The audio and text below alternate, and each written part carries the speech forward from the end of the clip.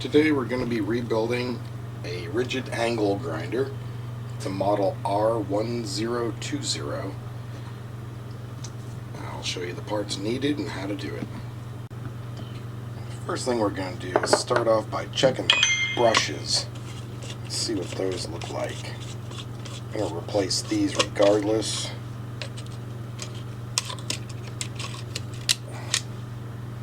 There's not a whole lot left of that one.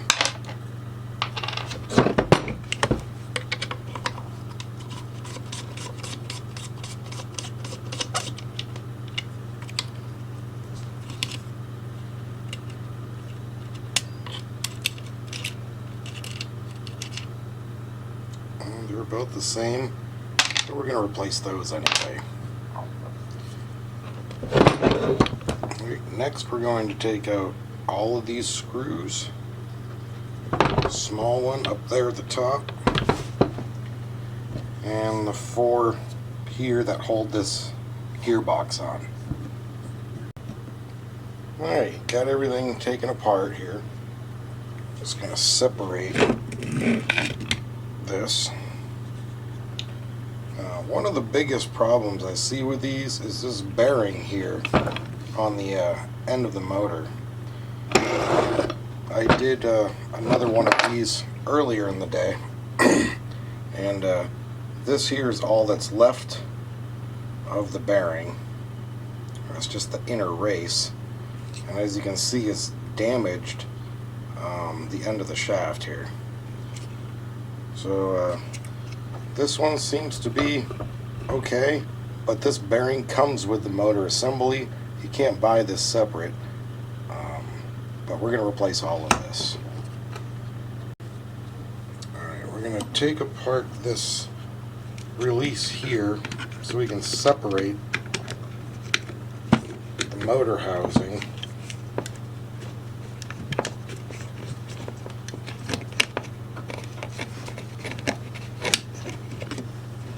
Don't lose that spring.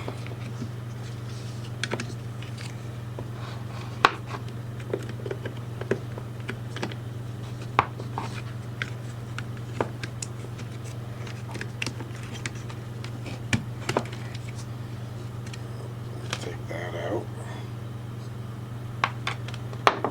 And should separate this whole motor assembly.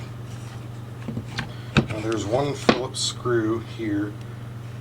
Take that out, and you'll be able to move this out of the way to get to this for your white wire, and this one here for the black wire.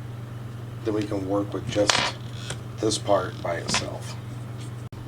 Okay, now that we got that separated, you can pay attention to how the wires come through, the white and the black, from the field inside. See which side they come in on, because that'll make a difference later. We're going to take out these 2 Phillips screws here and 2 Phillips screws here, and then we'll slide that field right on out. Alright, now that I've removed that cover from the field area, you can see inside. This thing's pretty burnt up. It's no good. So we need to get these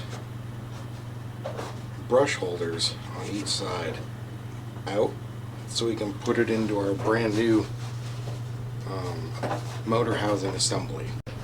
Now, in order to get those brush holders out, there's 2 screws up at the top. These are just set screws to hold those brush holders in. You can take those out, and then on the inside, I'm not sure if you'll be able to see, but there's 2 red wires, one for each side, with a tab that slides into that brush holder, and I'll show you that as soon as I get them out.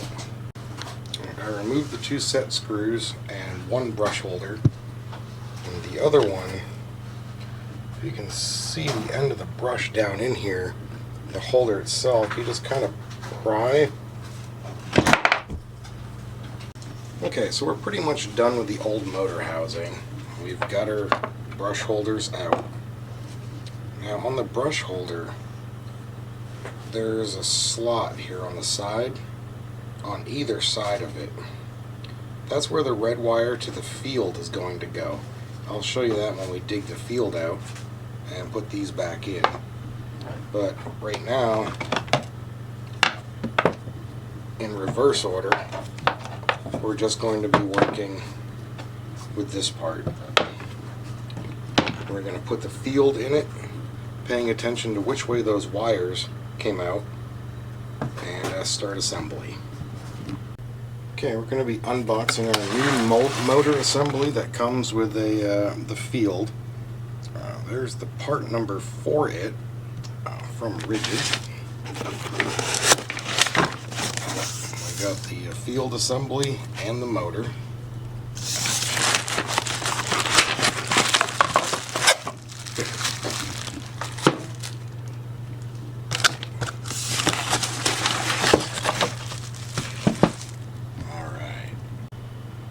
On this motor part, you'll notice the end of it is threaded. Now on the gearbox assembly, we'll need to take this old one out, put the new one in. We need to take out these 3 screws here and remove this cover and remove the nut that's on the end of that motor shaft and slide it right out. Okay, with the gearbox cover taken off, you can see that nut on the end of the shaft right there. So what I did is I used a 9/16 and a channel lock on the armature here, because I'm replacing this anyway, so it doesn't matter. Hold that, loosen her up, and this will slide right out. Okay, with the old one out, I didn't move that gear, I just left it and I left the nut right there. So I can take this new one and go right inside. And as soon as that shaft pokes through just a hair, then I can start the nut.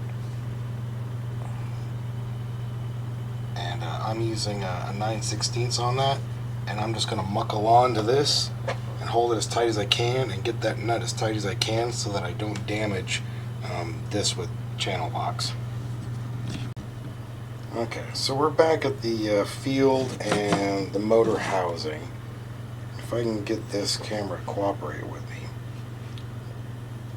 The 2 red wires here, one on each end, have these tabs.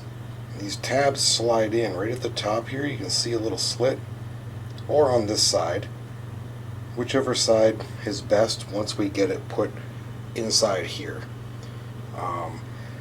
Now we need to pay attention to where the wires come out from this motor housing. The white and the black wires, it's going to make a difference which way you put it. These white and black ones are at one end of this field, and on this, at one end of it, there's a cutout right here for the wires to come inside here and be held down by that white piece of plastic. So this end needs to be on the end with the cutout. So we're going to slide that in there and feed the wires, white and black, through here. And then we're going to pull the red wires, one on each side, out the sides, and then I'll show you how to install the brush holders. Okay, I've got the field installed. I've got the wires coming up through here with the cutout, and then I have a red wire on each side coming out of the brush holder holes. Now we're going to put these brush holders in on this tab here. You want the side with the most metal to be flush on here so that it fits. So I'm going to put this one on this way.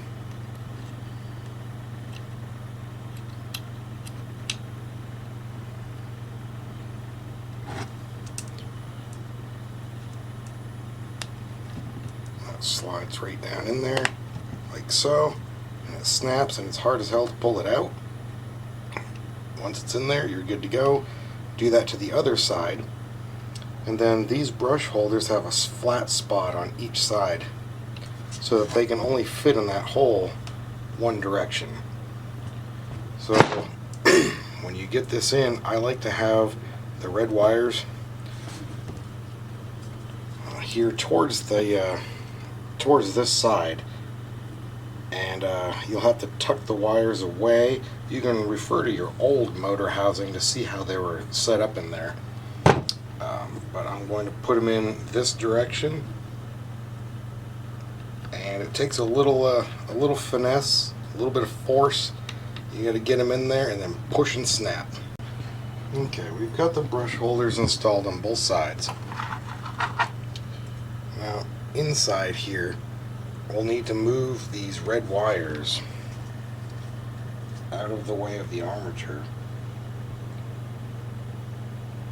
You can refer to the old field to see where these both go.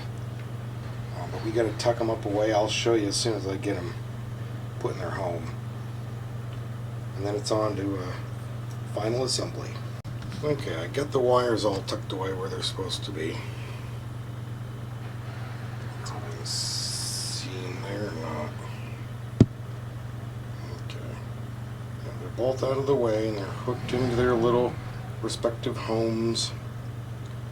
So now we're going to install this part.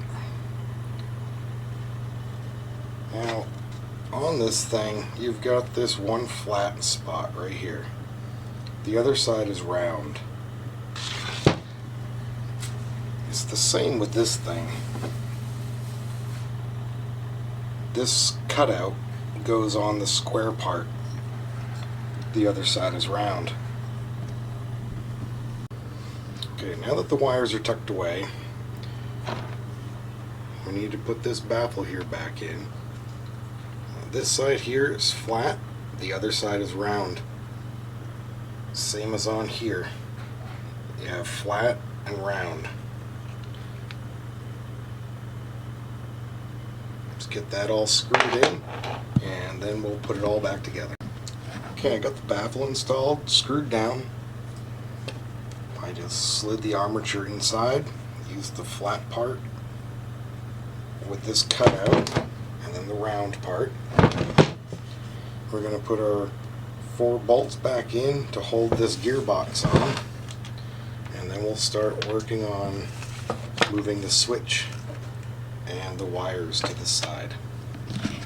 We got to be sure to put those 2 screws back in there, the small ones that are the set screws for the brush holders, so that these don't come out. Okay, now I took the white and the black wires and I tucked them into this recessed part underneath, put them through this white piece and screwed it back down. So now these ridges here are going to fit into here. Should just be able to set it right down in there like so. Now we need to squeeze this spring back under there for the swivel feature, and then we're going to move the switch and wiring into here and screw that all down. Okay, so I just pretty much took these screws out, and this whole assembly lifted out of the old piece. I set it in here, the white and the black wires tuck into here, put this little bar on, screwed it down. Everything else is loose because we need to connect black to black and the white to white,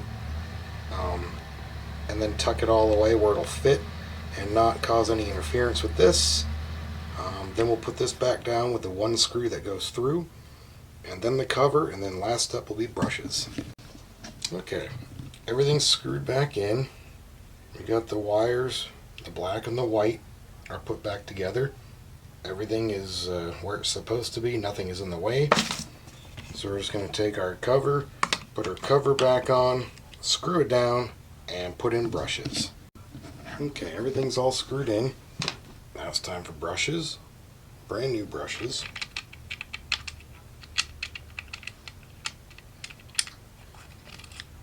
Fit down in there, squish it on in, put your cap on, and screw those in. And don't forget this small screw when you assemble everything else. brushes are in. Everything is done. That is a complete rebuild of a Ridgid R1020 angle grinder. Thanks for watching.